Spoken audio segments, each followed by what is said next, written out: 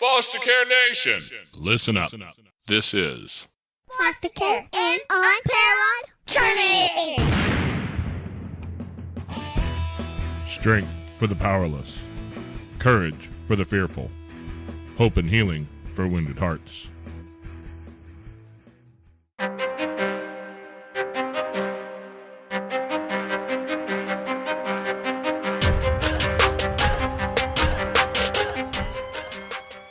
Hello and welcome back to Foster Care, an Unparalleled Journey with Jason and no Amanda. Amanda's off taking care of kids today with all the stuff that they have with them, and a little guy who I think might be teething. He's a little bit crabby, and so she's over there. She gets the fun job of taking care of the crabby baby today. So I guess I'm going to call this my luck to be here. And don't tell her I said that, because next time she'll just leave me be with a baby who's mad at me. I like them when they're happy. Today we're talking with Natalie Vecchione, right? Vecchione? Yeah. Excellent. I'm going to have to keep working hard to remember that. Natalie Vecchione. Natalie has a website. You can find her at FASDHope.com.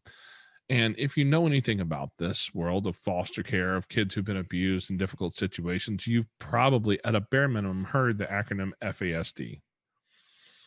It's all about fetal alcohol and the difficulties that struggle with alcohol. And I want to preface this conversation with saying, I'm not saying alcohol is all bad. I'm not saying that if you have a struggle with alcohol, you're all bad. And I'll start with a little bit of a story of my own here.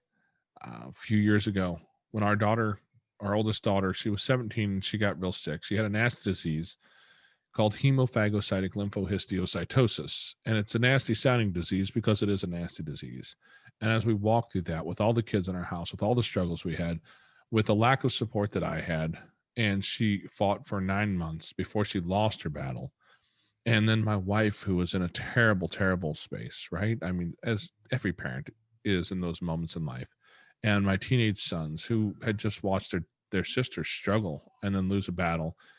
And they were in a terrible, terrible space. And I got myself to the place where I had at least one glass of whiskey a day, right? The only real trick here is that glass was usually a 750 milliliter glass, and it was shaped just like a bottle. And it was one a day. And it took me a while to get to the point where I realized that was not serving me. And this past January marks, I think, 4 years since the last one. So I'm happy to have been to the other side of that and have learned how to work through that to whatever extent we can in my life. But alcohol was a definite struggle for me. And so when I see people talk about alcohol, I grew up in a very religious environment that talked about alcohol like all those drunks, right? It was this real negative thing. And I don't want that to come across in this conversation today. Alcohol can be something that a lot of people I know use just fine. But some of us have struggles, and there's a reason why it's been 4 years, and it'll be many, many more before my next drink. That next date will probably coincide with the last date on my headstone if I'm thinking how it's really going to end up. But alcohol can also be very destructive. It hurts a lot of parents, relationships, kids, especially when it becomes an addiction that is not controlled at all. So with that being said, Natalie, how are you doing today? I am happy to be here, Jason. And thank you for sharing your story, because your story matters. And there's this famous quote that I love to share by I believe it's Morgan Harper Nichols. And it says, share your story because I'm paraphrasing this. Your story could be the words of somebody else's survival guide.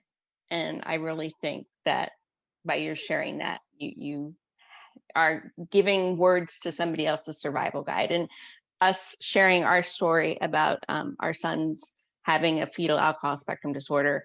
We hope and pray that it'll be a survival guide for other thousands and thousands, if not millions, of parents out there who are who have a child, or a teenager, adult that has an FASD.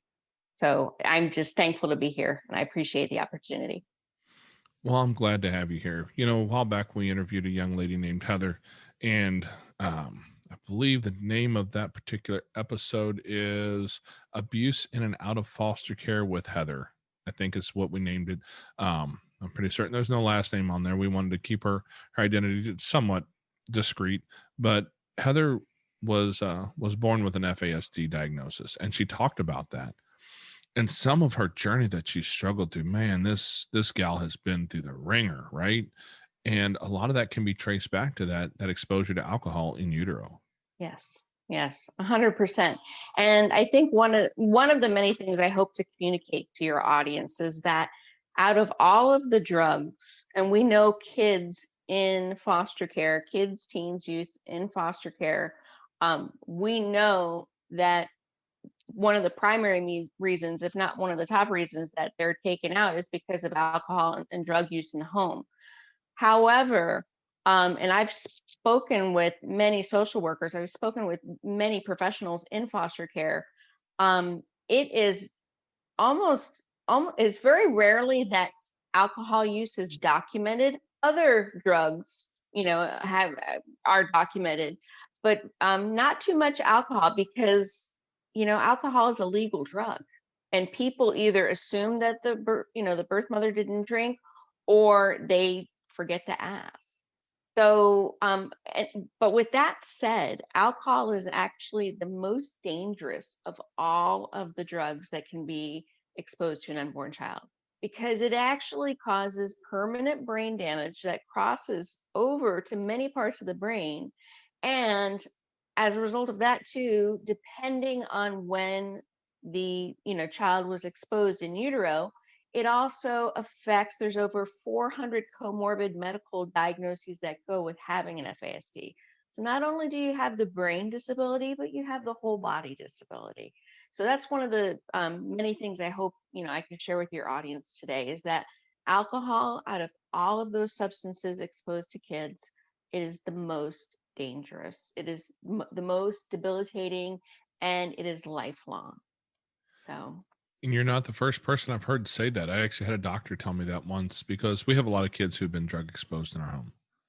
And the one has a list that's like, he had a hair follicle done, and he was positive for such a long list of drugs that like knocked our socks off. And his answer was, the thing is, so most of your drugs are just a molecule or two off of a FDA approved drug. It's not good, don't get me wrong, but alcohol is one of those ones that's just has some significantly bad after effects. Yes, it actually changes the brain structure. It changes how it actually reduces the myelin sheaths on neurons. So that's one example of how the connectivity in the brain is functioning. If you think of like someone who has MS, one of the hallmarks of MS is the myelin sheaths are reduced. So we know the connectivity is reduced, and therefore the symptoms. The same thing happens with prenatal alcohol exposure. The alcohol actually reduces the myelin sheaths. So that's where that contributes to that poor working memory, where some days, and I can use our son as an example, some days he was able to retrieve something or to remember something, and some days he was not. And that's because literally the wiring is inconsistent, and that's a result, one of the many results of prenatal alcohol exposure. I can only imagine that it probably translates over to the idea of trying to create a computer, but using all bare wires with no covering. And I'm really glad you bring up that analogy, because I think that's a great analogy we can share with your audience. I was speaking with a trauma therapist, and she specialized in working with kids in foster care and kids in very hard places. And we talked about FASD, and she used that same exact analogy. She said, FASD is the prenatal trauma. So think of it as your computer actually having damage in, the hardware in mainframe or whatever. I'm not really a techie, so I apologize, but having that actual main computer damage from the alcohol. Think of that as the alcohol exposure. Now, with trauma, think of it as trying to install a program, like say, for example, Zoom, like we're talking on, and that's how I record my podcast and all of our meetings and whatnot. And say that the Zoom is not working because of that mainframe trauma. So you've got 2 layers of trauma right there. And I'm just talking, the trauma of being in foster care. I'm not even talking about the layers and layers of trauma that happened in between that. So it really is the prenatal trauma and what the general public thinks as bad behaviors, and I'm using air quotes with that, are actually symptoms from that brain damage and that whole body disability. And then that turns into trauma upon trauma. So if we can educate your audience and educate, one of the missions of FASD Hope is to provide that awareness about what FASD is and about the impacts that it has and how prevalent it is. That if we can use that analogy, that when that therapist used that analogy with me about prenatal trauma and then lived experience trauma, it really did make sense on how, things are not able to be carried out because of that mainframe, that prenatal trauma. So when your son came to you, did he come with a diagnosis already? No. So our son, we here's the interesting thing. We adopted our son via domestic adoption. He was about to be placed into foster care. However, we received a call from a private adoption agency. We had already, completed our training and everything, that he was considered a medical diagnosis, and they were actually looking, for parents, and his birth mother actually chose us. So we did his adoption as, a private domestic adoption. It was a closed adoption. Our son is almost 19, so this is way back when. And no, what we had documented from her, we had very sketchy information because she had been, kicked out of where she was staying, and there were a lot of different reports and whatnot. So we knew that he had been exposed to substances. We just didn't know what kind, and what the hospital was going by. They were saying, possibly pot, definitely cigarettes, possibly some prescription drugs. But he was born via emergency C-section, and he presented with a lot of medical issues at birth. And that's actually a common thing with kids on the fetal alcohol spectrum disorder on the spectrum. Depending on when the alcohol was consumed by the biomom, will illustrate how physically those symptoms are manifested. And for our son, he had low birth weight, he had a small head circumference. He basically had what was later diagnosed as fetal alcohol syndrome. However, and I'll tell you the story of how we were first alerted. It's actually really interesting, and it's a sad story because it just kind of shows how FASD is so misunderstood. But in the beginning, with especially infants that have been exposed to alcohol, you'll see a lot of things like sensory issues, feeding, failure to thrive, low birth weight, slowed growth, as well as medical issues. So no, we did not have any, it was not documented. In fact, we didn't get an official diagnosis until our son was almost 15. So it was a long road. Yeah, it was a long road to diagnosis. How old was he when you adopted him? So he was 2.5 weeks old when we brought him home. And he had stayed in the NICU up until he was ready to be home, and then he was transferred to the pediatric unit. And we knew that he had, and they told us, they were very honest with the medical conditions, and we were okay with that, and that was why we were able to do that versus him going into foster care. He had a lot of medical issues. we were just excited to be, parents, and we were young. And we basically, how things were back then was you kind of like, oh, here's a symptom. Okay, go see a specialist. So by the time I want to say he was about 9 to 10 months old, he probably had like at least 6 or 7 different specialists, because he had, and what we now know is how the alcohol impacted him, affected respiratory, affected, cardio, affected pulmonary, affected endocrine, affected GI, affected just a number of different things, So yeah, it was a journey, and we didn't hear the words fetal alcohol exposure until he was almost 2.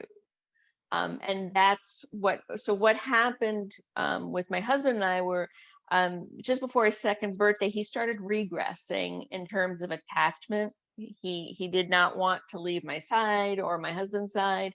He was having sleep issues where he was having night terrors. And night terrors at 2 years old is a red flag. Prior to being a mom, I worked as a music therapist with a number of populations, including an early intervention. And I knew that was one of the red flags was, kids do have night terrors, but it usually doesn't happen until they're later, and not later in their childhood, but a little older. And this was just before his 2nd birthday.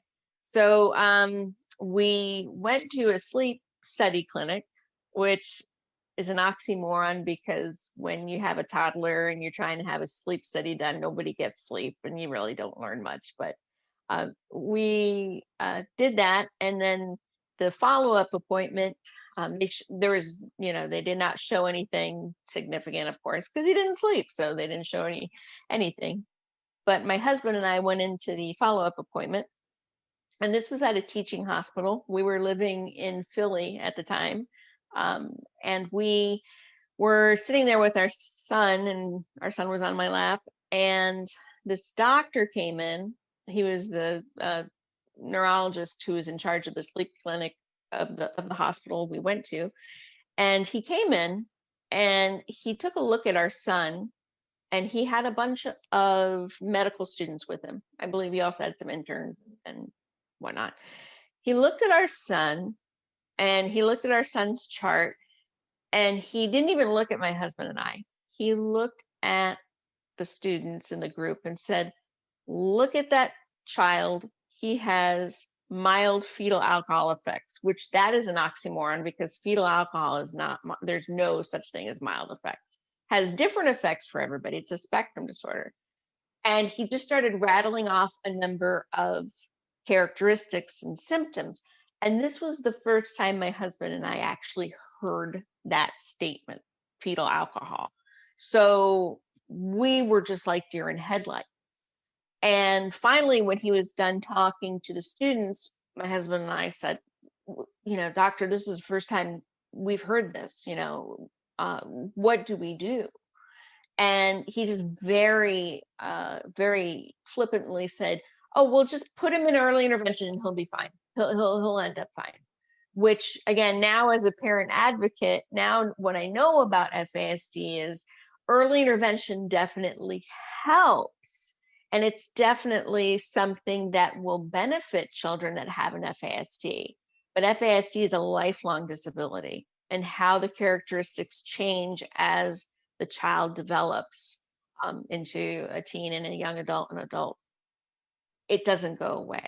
So that was, again, Band-Aid for the symptoms, but we weren't addressing the issue, which was actually fetal alcohol exposure. We didn't get that answer until our son was almost 15.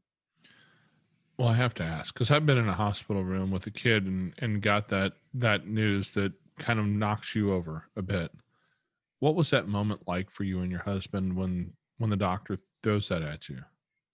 So honestly, it really, I bottomed out, because, and I'll share something with you. I am the daughter of an alcoholic. Both my stepfather and my birth father drank. I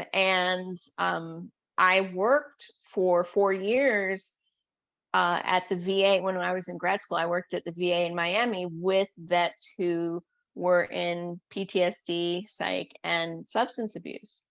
I know firsthand what alcohol does to people, what does alcohol does to adults. So I bottomed out thinking, oh my goodness, our son has been exposed to alcohol as a baby. I knew that wasn't good. I knew that just meant, okay, this is not good. So it really scared me. And I was also scared because I felt like we weren't being taken seriously. You know, we didn't have an official diagnosis. He never wrote it down. So all we had to go for getting our son's early intervention was, I believe the diagnosis they gave us was, or him, was sensory processing disorder, you know, developmental delays, that kind of thing, like a garden variety diagnosis. But yeah, I bottomed out. I thought I was gonna puke, honestly, you know, because nobody wants to hear that. Yeah. Yeah. And you said he's almost 20, right? He's almost 19. He'll be Oh, 19 in July. okay. So we're talking like early 2000s. And Mhm. I remember what Google was back then. Yeah. It So was doom and gloom. You couldn't find the good stories. All you found was the bad. Yeah. yeah, there wasn't that much information out there for sure at that point yet. The internet was still pretty young. Yep. Where did you find any support for that at that age? At that age, I really didn't, honestly. We didn't, it was all like sensory. So I was able to find support for sensory because back then, early 2000s, autism was like the big buzz disability, which it continues to still be. And again, not knocking at anyone, you know, I think it's an amazing community. I've worked with many kids that have autism, and just like autism, FASD is a spectrum too. But back then there was hardly anything to go on. So you know, the people that my husband and I used were able to find, the very few people that were resources were generally more in the either adoption or sensory types of professions. Wow. Wow. Yeah. How did you and your husband process through that? Because I know my wife and I have walked deep waters, and that's hard. And then, walking for the last 19 years through something that's that much of a struggle. I mean, man, we still struggle just to be able to get a date night on once a week, right? What's that? Yeah. I think my husband and I we were able to get a date night oh my goodness, like an official one probably like a year and a half ago. Yeah. Yeah. Back in 1980 something, we Yeah, exactly. Way back when. No, that's something that Amanda and I have struggled to keep as regular as we can. As a matter of fact, neither one of us drink anymore, but we're in this little bitty town, right?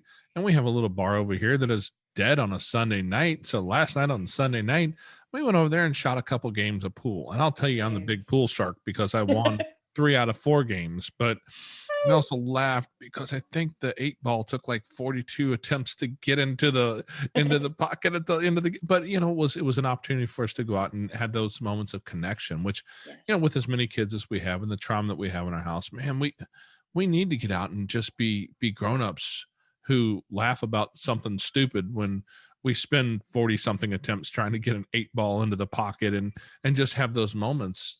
Was that something that you and your husband have had to do to keep your marriage strong over almost 20 years?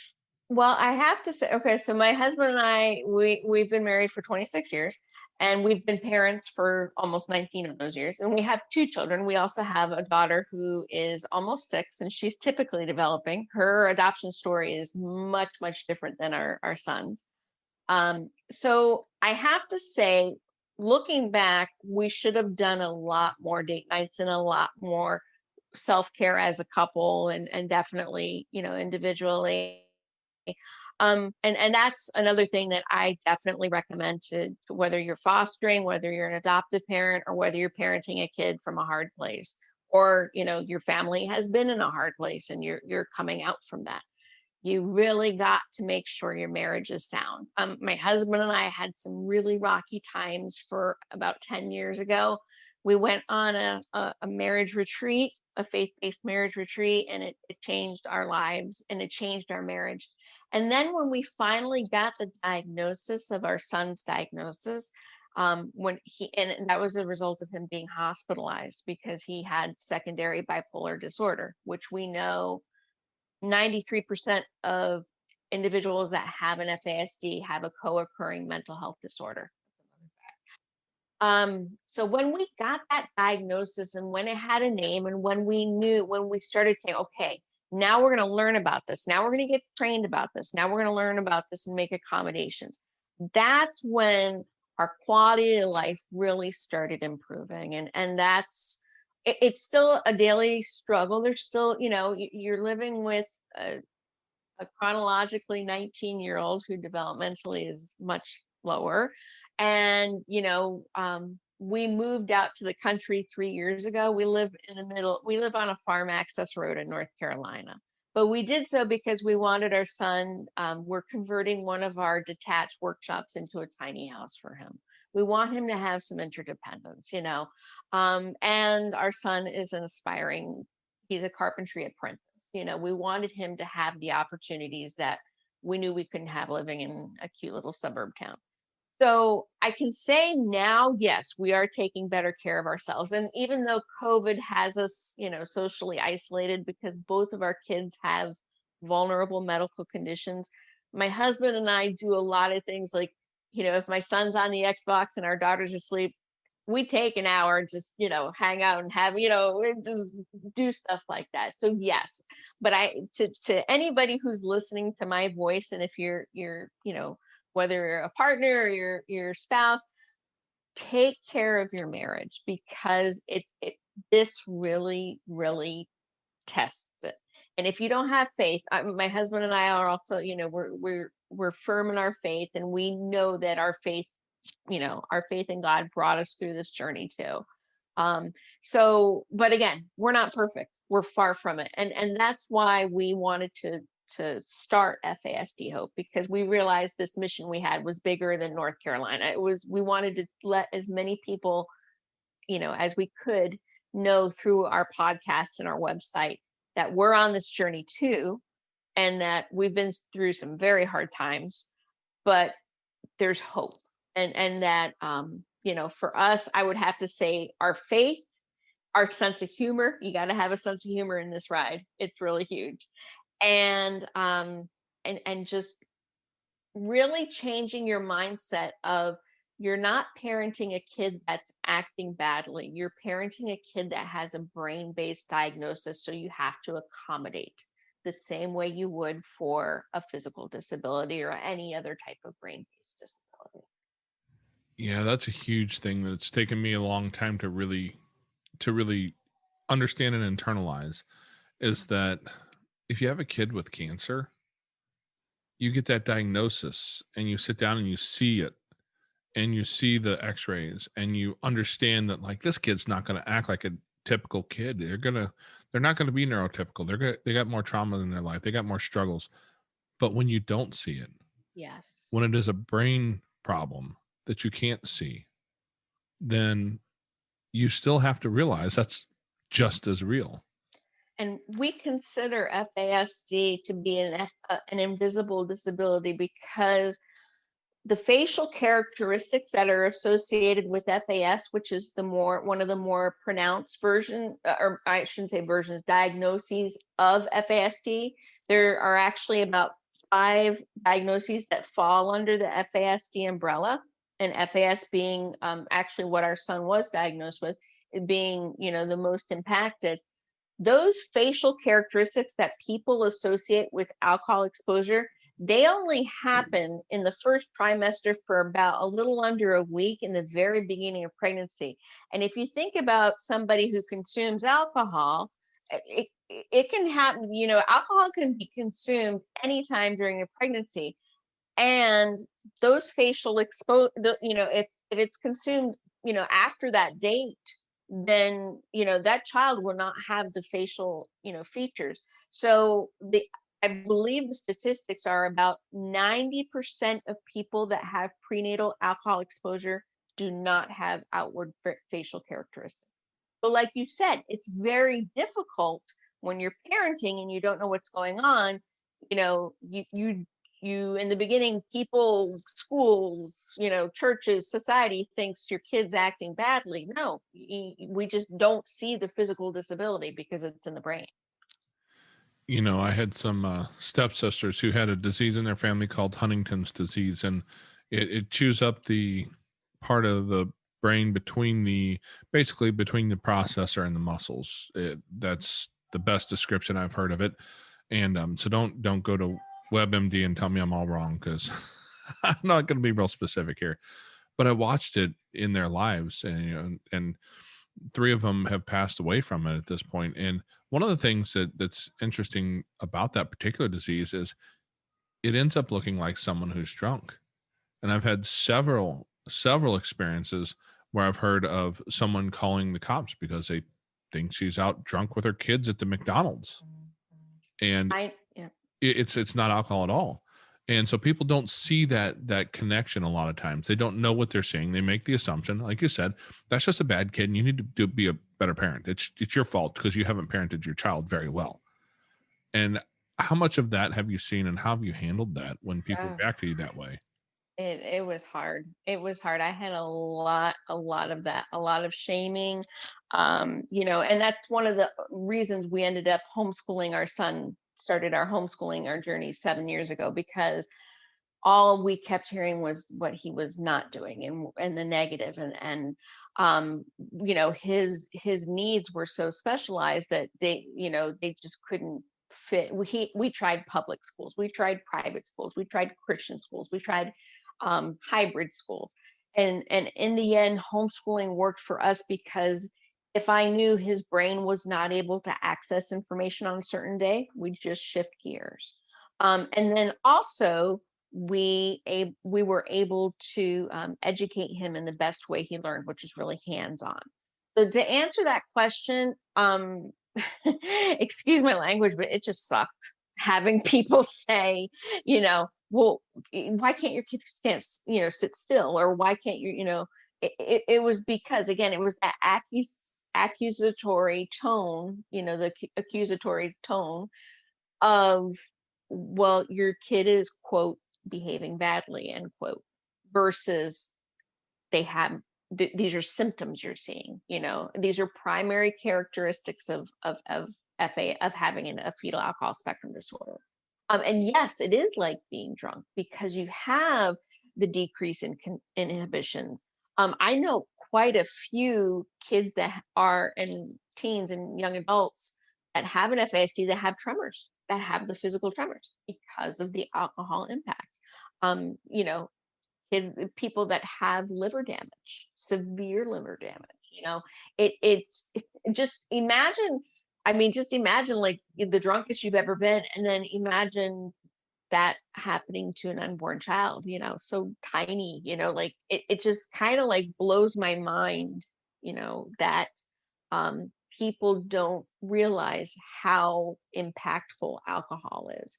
So yeah, there was a lot of judgment, a lot of shame and everything. But then again, once we received the diagnosis when he was almost 15, and once we learned, okay, this is brain-based, this is a whole body disability, this is what we need to, you know, we had a complete neuropsychosocial assessment done, which assessed really the main characteristics. There's a lot of primary characteristics, but where we see a lot of gaps in kids and teens that have FASD is that, first of all, their chronological age is much higher than their developmental age. And this is especially pronounced as they get older. So because they're not able to keep up with the expectations of the school, society, whatever.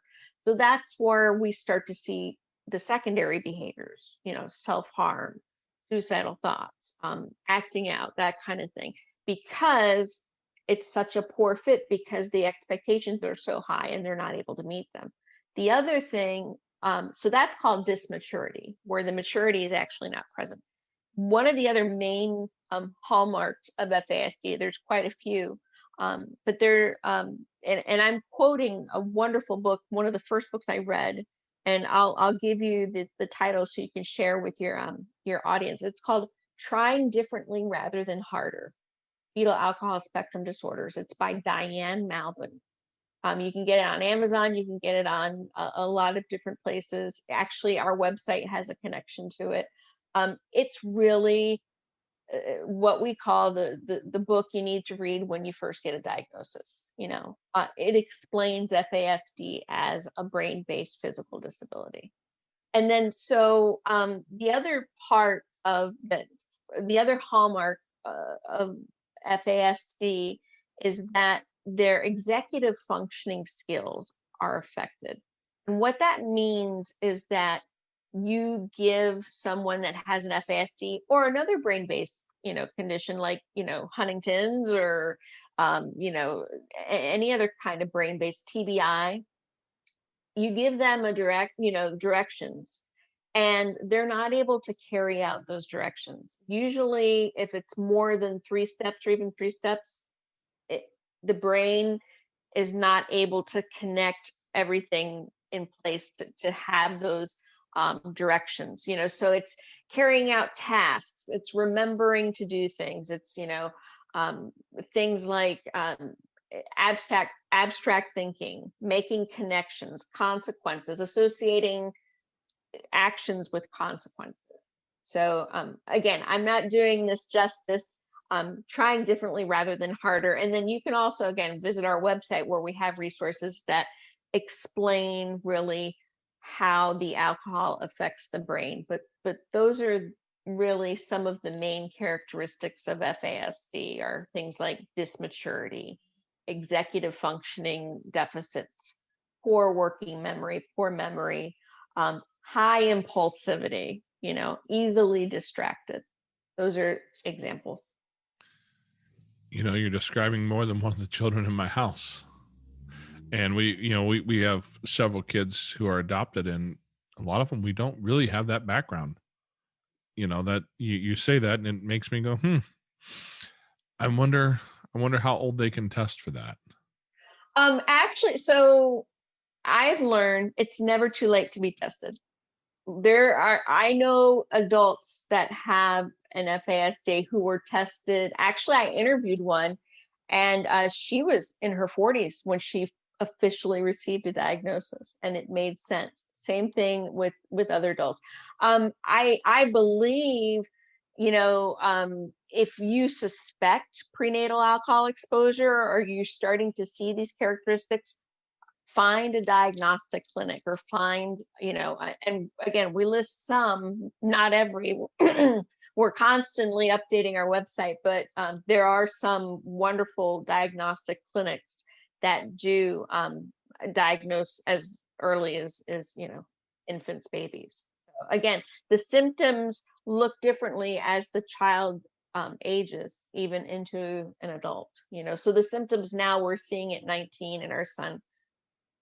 Many of them are the same, but some of them are different than the symptoms we saw when he was 5. So how's that journey been for him to be, as he gets older and finds his way into his life? Because if we're fortunate in this world, we all plan on our kids outliving us. So, you put these two words together that you rarely see in the same sentence. And one of them is the acronym FASD, and the other one is the word hope. You don't see those two together very often. And if you're fortunate enough to not outlive your child, what does that look like for you guys in your future? Well, and that's one thing I pray. I pray that I pray our son outlives us. But that's one of the sobering statistics about FASD is the average lifespan of an individual with fetal alcohol exposure is 34 years old. And that was one of the motivators that my husband and I prayed about, that we needed to have FASD and hope in the same sentence, in the same title, because often we hear FASD, we hear the statistics, we hear the incarceration, the drugs, and everything like that. But there are also stories of hope and there are families like us that we pray and we say, you know what, we're not going to, we're realistic, but we're going to do everything that we can to provide hope for our kid. So it's hard. It changes, it really does. It changes. Like, I think the biggest change for us was moving out here to the country and starting to, work on the tiny house, because we knew our son would never be completely independent, but we wanted him to have interdependence. We found what we call our tribe, which is finally, after we received a diagnosis, talking with other parents of kids and young adults that have an FASD. The FASD community is very, we look out for each other, especially parents and caregivers and loved ones. I just, I don't really think that far down the road. I think about like now and say this year, because honestly, things change year to year.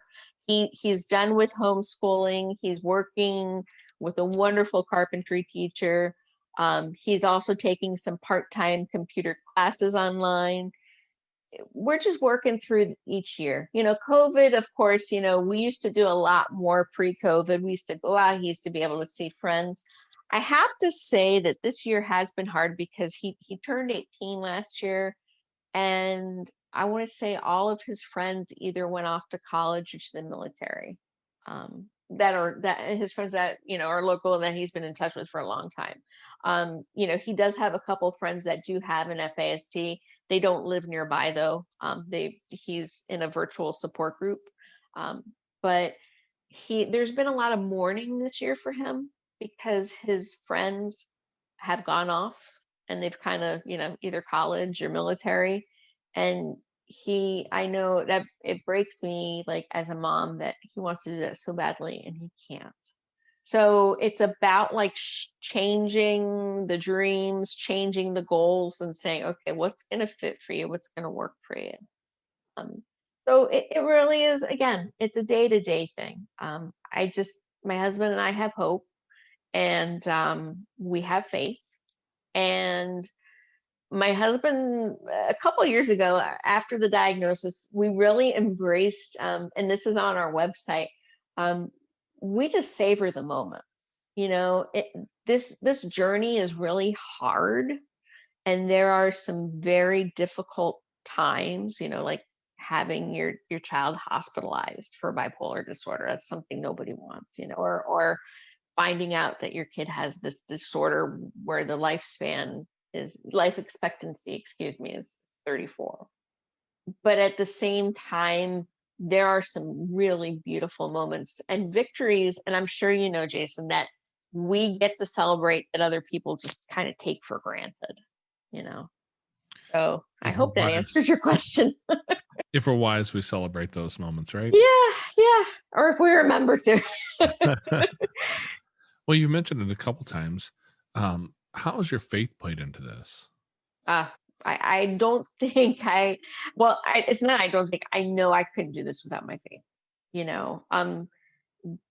Having a child that has an FASD has transformed my life because I realized that I'm not in control. And for so long, especially like with my journey, as growing up as a adult child of an alcoholic, and I also had endometriosis very badly and had to get a hysterectomy when I was 28. So I've had a lot of kind of battles of my own, and I learned really, especially 10 years ago when my husband and I went to that marriage retreat, I learned that, okay, you know what, I have to let all this go. And that's when I became born again. I gave my life to Jesus, and I realized that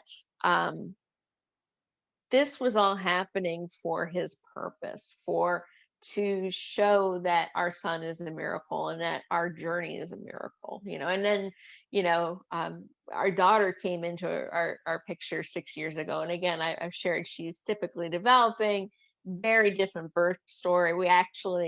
Her birth mother was one of my flute students when I taught flute in Philly, and she was also one of my son's babysitters. So it's still a very open adoption.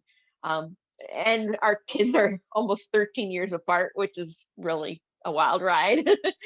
But I have to say that she is another example of how God just gives us miracles that we need to stop and thank him for. So it's strengthened my faith. And I have a good friend that says that I don't know how people who don't have faith do this, because it's like, honestly, you're not in control. And to be able to say, okay, God, I know you have this. And there's many days where I've just cried myself to sleep, just not even knowing what to pray.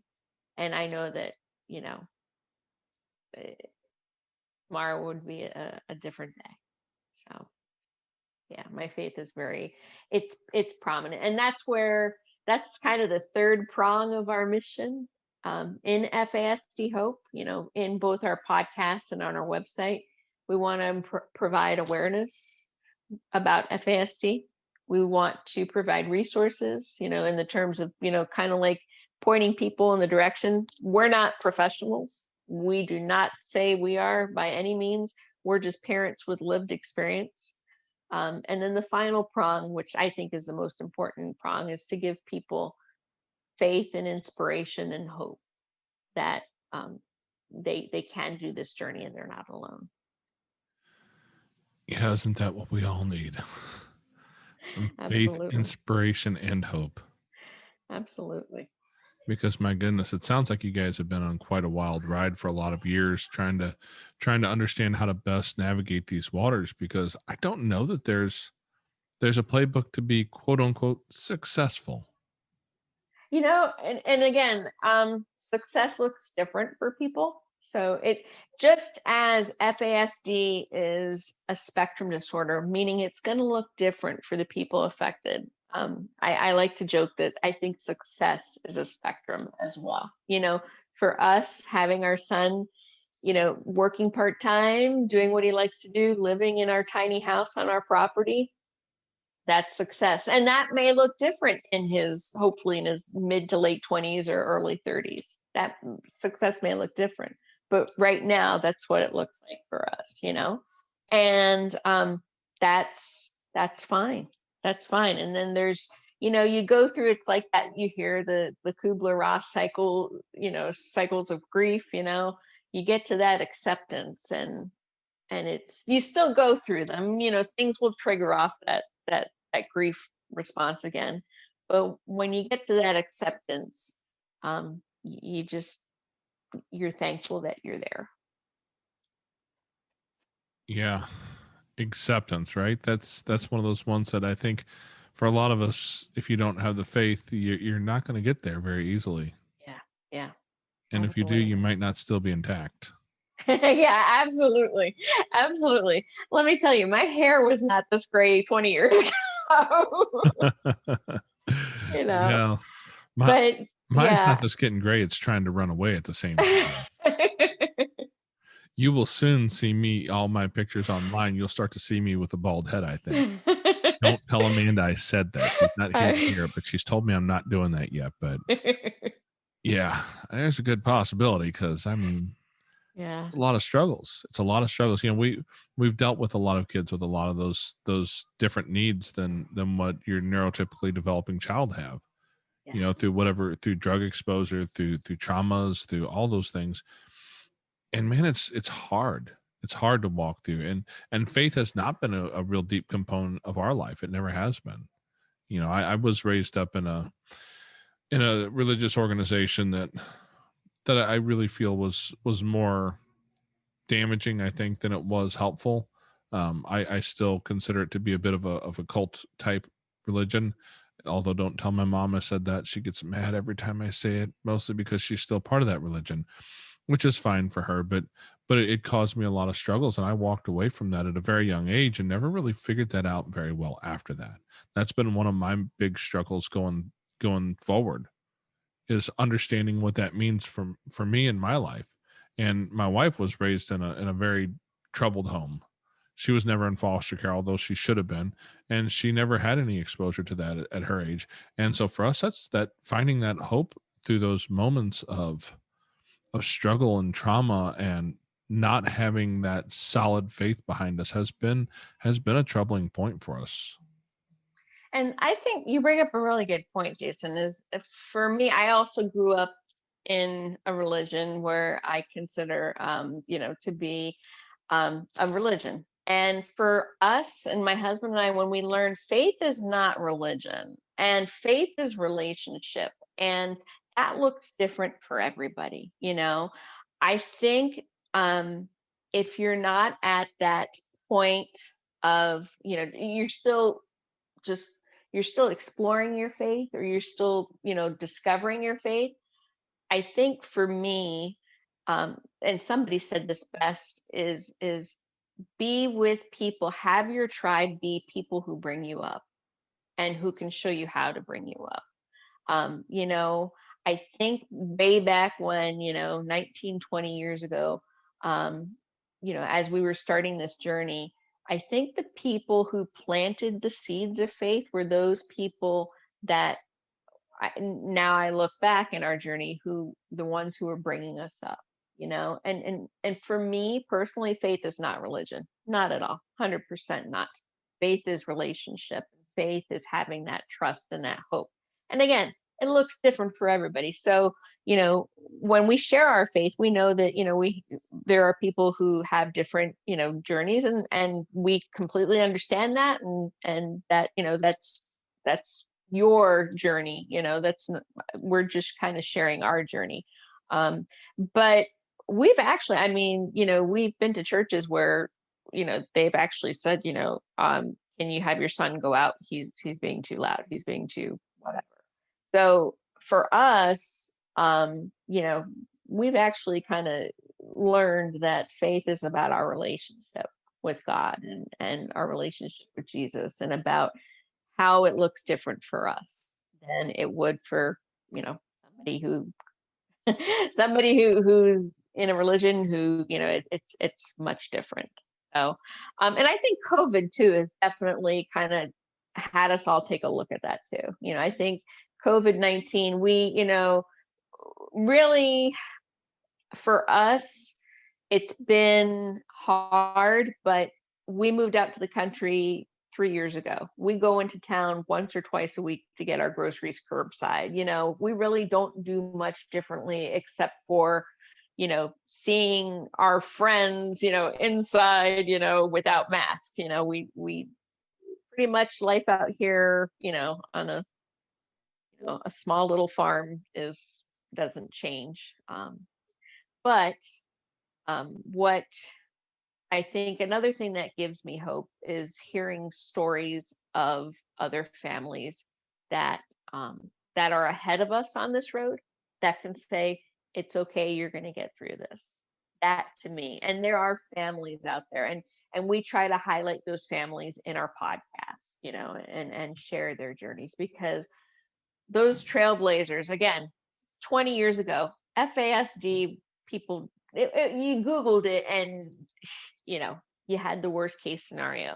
Now, if you Google, and this has actually only been recently, if you Google FASD, it's actually the CDC definition of fetal alcohol spectrum disorder, which is the whole, talks about the spectrum and the brain, based disability and the medical, and it's amazing. I mean, just in a couple of years, how, when you Google FASD, it would be fetal alcohol syndrome, which is one diagnosis. Now you Google FASD and it's much different. So I have that to me is hopeful right there, that slowly but surely we're getting more people to recognize FASD is what it is. And the other thing too is that FASD is so much more prevalent than many other brain-based diagnoses.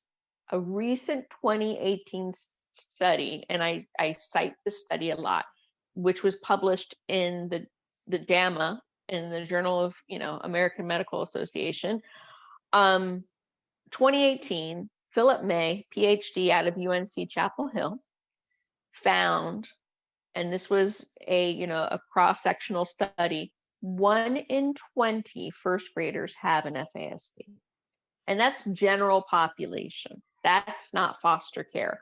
We know that foster care, 80% of kids and teens and youth in foster care have been exposed to alcohol prenatally.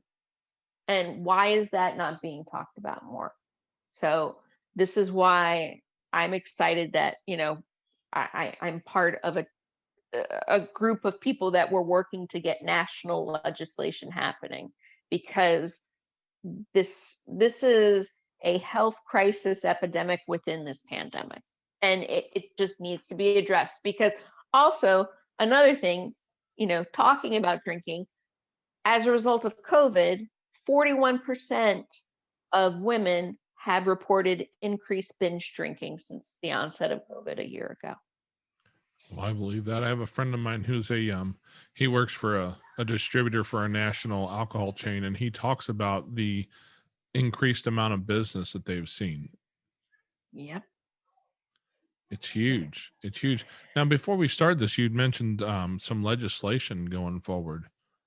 So, I wish every state could start the legislation that Minnesota's kind of been a pioneer in state legislation and state FASD action. So it took a long time for this legislation to get passed, but it finally was passed in August of 2020.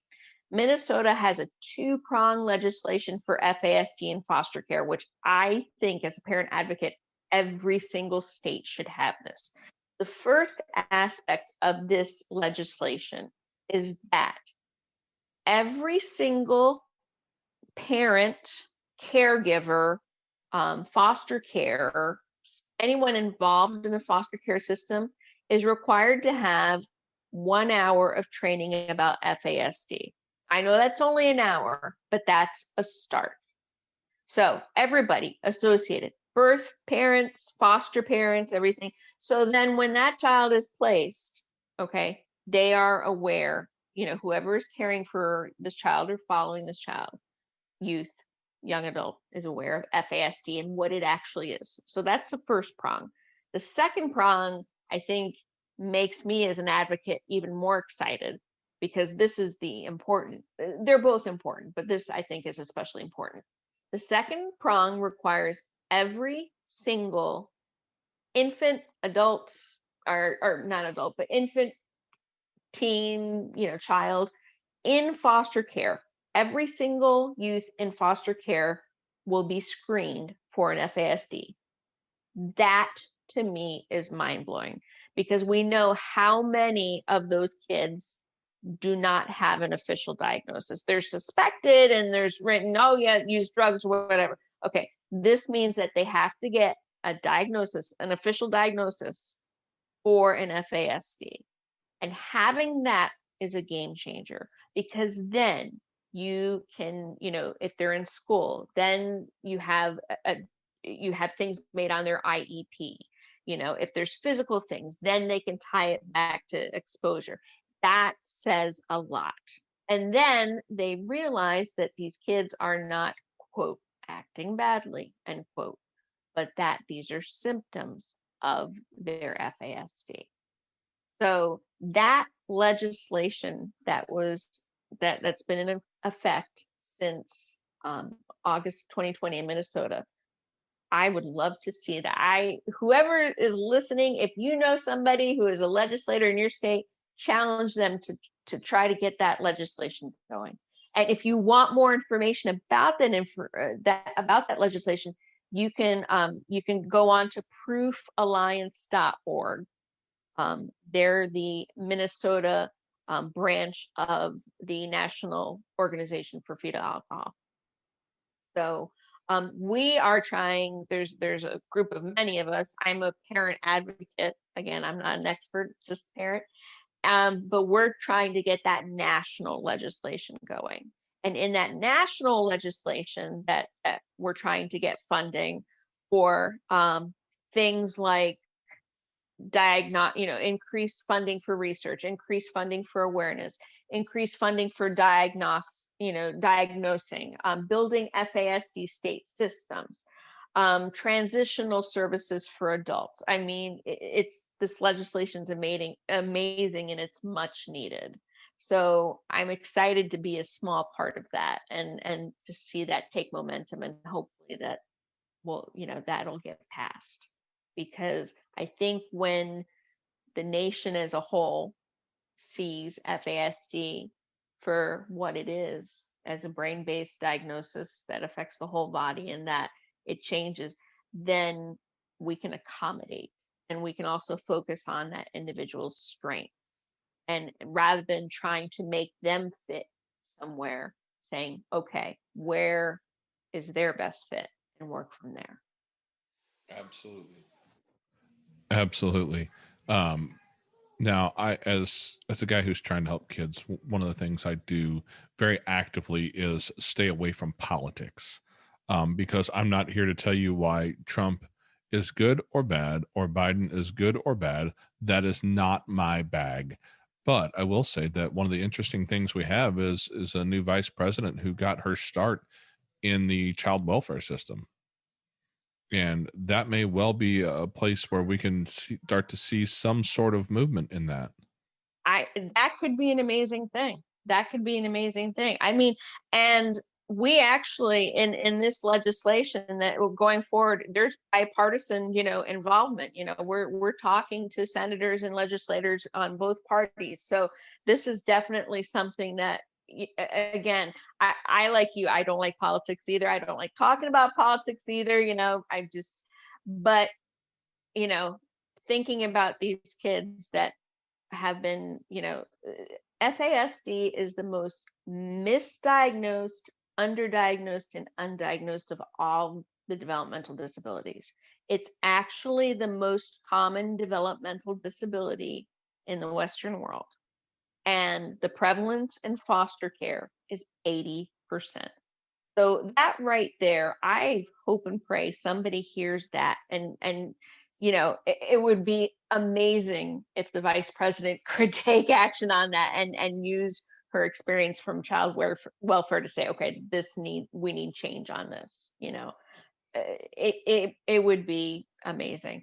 Again, what we're doing, what my husband and I are doing, we consider this to be a ministry. We're not doing this for money. We don't get any money from our podcast or anything. We're doing this because we want the world to know that this is happening, and this is important, and that what you're seeing, if you have a child, a teen, an adult exposed to alcohol, you are seeing symptoms. You're not seeing, it's not that they won't do something, it's they can't do something.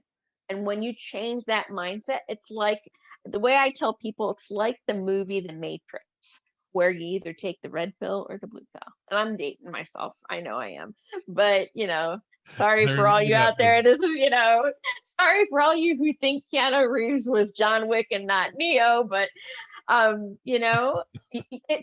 seriously, when you learn about the brain and how it is affected by alcohol, it's a game changer. It really is. And it changes the way you parent, because you're parenting from a disability standpoint of making accommodations and focusing on strengths, versus a punitive standpoint of, well, why did you forget your coat, or why can't you do that?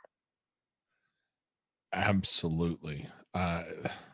It was one of the things that I had to learn, that sometimes I'm parenting symptoms, not a child, right? When I see something, sometimes I have to decide, when am I seeing symptoms here? Yeah. And when am I seeing a child? Yeah. Because I don't care FASD or not. Every kid's going to be a dummy and do stupid things. They're going to be ignorant from time to time. They're going to be rebellious from time to time. They're going to do things that make you like want to bang your head on the wall because I don't understand. That's kids. Yeah. But some of the stuff that we see is a symptom of something they cannot control. And that's a whole different animal than trying to see that as a child who chooses to disobey, who chooses to defy you, who chooses poor behaviors. And as a parent, I would want to know that. I would want to know that. That to me, again, and that's why we didn't stop. I read a book and I read another book, and my husband agreed, and we were like, okay.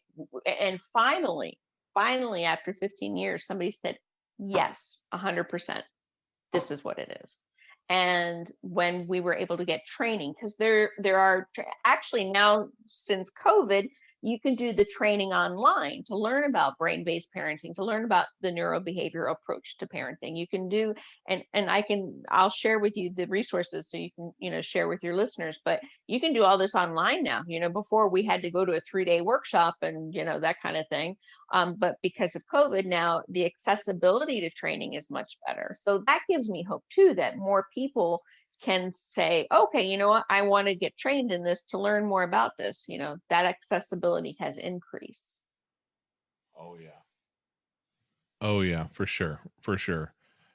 That's one of the beautiful things about life, is sometimes you have this horrible, nasty disease that comes along and causes a whole world to react in ways that sometimes are helpful and sometimes are reactionary and sometimes don't seem to make any sense. And out of the middle of all that, we can still have something good happen. Silver linings, exactly. And the ability to reach those trainings, that knowledge and that experience through the internet brings a lot of access, because I'm sorry, I don't have a whole lot of opportunities to take 3 days off of work. Nope. So that I can go join a workshop. As it turns out, my financial plan has failed greatly. None of the lottery tickets I bought have been winners yet. So I have to go to work tomorrow morning at 2:00 in the morning. My alarm's going to go off and I'm going to have to get up and go to work. And I can't just not go to work in order to get to those trainings. Yep. But the fact that they're all available online is amazing. And at different times and different hours too. That's the other great thing too. So yeah. Absolutely.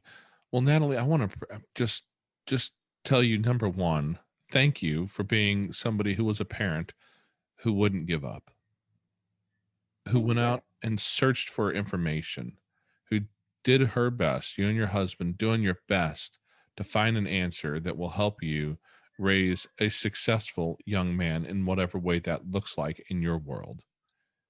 And number two, for just coming in here and sharing your story, because these are hard stories to tell people sometimes. Yeah. It took me a long time to be comfortable telling people about my own journey through some of my struggles, my journey through alcohol. Like I said, I grew up in a place where all those drunks were the bad people in the world. And to tell that story was a horrible thing to have to tell people. But you know what I found is when I share those stories, and when I share the stories about my weakest moments, it gives us a playbook for somebody else who is in their weakest moment. Exactly. I thank you, Jason. Thank you so much for giving me this opportunity, because I know that this pod reaches people that need to hear about FASD. So, and again, my husband and I, another, silver lining of COVID is that, we have this podcast, and my husband made this, website, so that people can reach us. And if, again, we don't see ourselves as the experts, we just see ourselves as like that post in the middle of the country road that has all the arrows that say, okay, if you want clinics, go this way. If you want, parent organizations, go this way. So thank you. I just appreciate the opportunity to be on your show. Well, I appreciate you showing up. And, I just actually got off an interview with Galen Elmore, who talks about going from that place of feeling like a victim to becoming a victor, and then not stopping there, but learning to become the vessel through which other people can be supported. Oh, I love that. I have to write that. Yeah, I have to steal it now because I like it so much myself. But that's what we all need to do. Absolutely. And I'd say that I'm just a vessel. I'm just the lady with the microphone, and just sharing.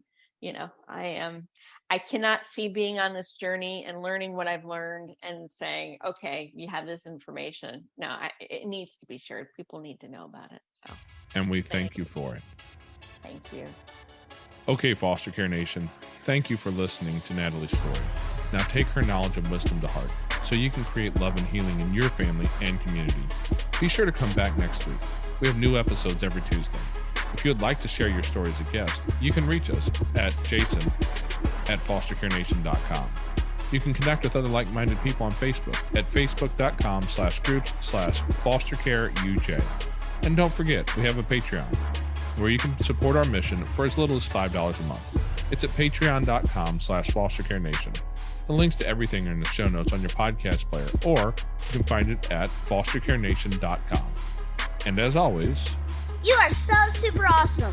I think you guys are go. Yeah!